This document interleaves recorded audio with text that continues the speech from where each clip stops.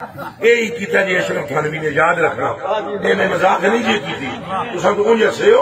ایک بندہ پوچھن گیا ہے اشرف علی تھانوی کو کہ حضور دی شان وچ اج کوئی گل سناؤ مینو، تو پنڈ شریف تے حج کرن لگا. اس وقت روایت صحیحہ موجود نہیں ہے. کوڑیا تو یہی آگ چھڑے ارواح سنو من کا لو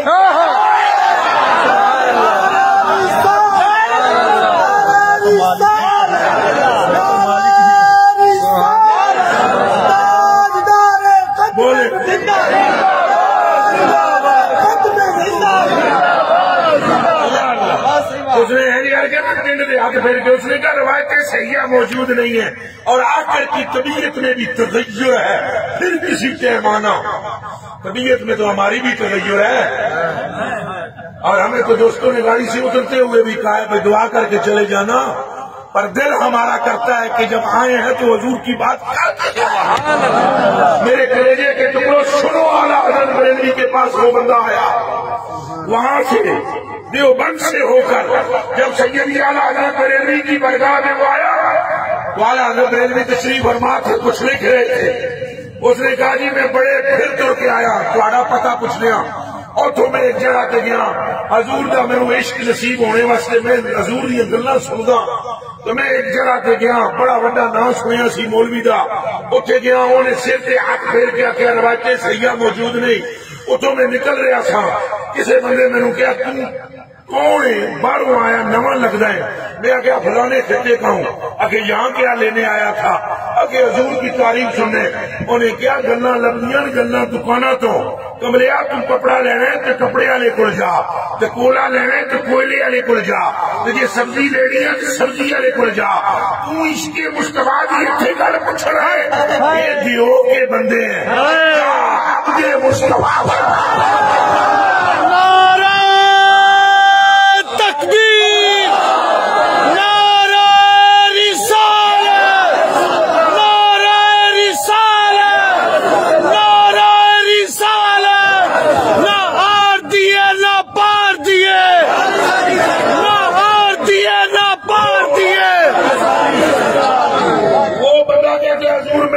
پوچھنا تھوڑے کو آ گیا بیٹھے ہوئے اٹھ کے کھلو کھلو بیٹھے اٹھ کے آلہ حضرت کھڑے ہوئے ہاتھ باندھ لیے. تو سنو کیا کیا اس سے پہلے لکھا ہوا نہیں تھا دماغ میں ہے، اس پہ نہیں کہ پہلے کلام لکھا ہوا ہے وہ پڑھے. اٹھ کے ہاتھ باندھ کے کہنے لگے مالک ہوں کہ مالک مولا ہوں تجھے، مالک ہوں کہ مالک مولا ہوں تجھے. تمہارا حضور کا واسطہ چپ نہ رہنا اور حضور والے پاسے توجہ کر کے پڑھو مالک ہوں کہ مالک مولا کا ہوں تجھے، باغ خلیل کا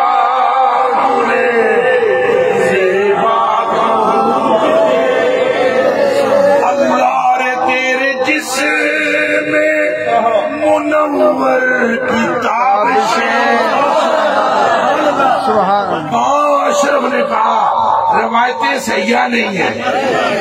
کہاں بریلی والا بول رہا ہے اللہ رے تیرے جسم میں منور کی تابش اے جانے جانے جانے تجلا کہوں تجھے اور تیرے تو بس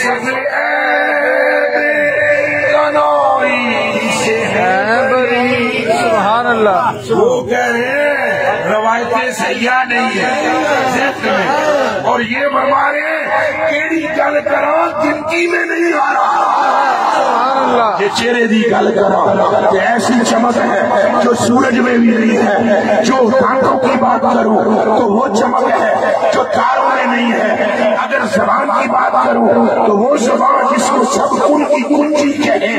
اگر مصطفیٰ کی سلح کی بات کروں تو قرآن واللیل کہہ رہا ہے.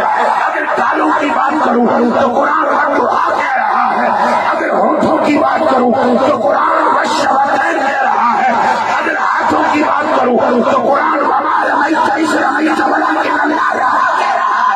اور اگر سجدے کی بات کروں قرآن کہہ رہا ہے، اگر قدموں کی بات کروں تو لاکھ سے وہ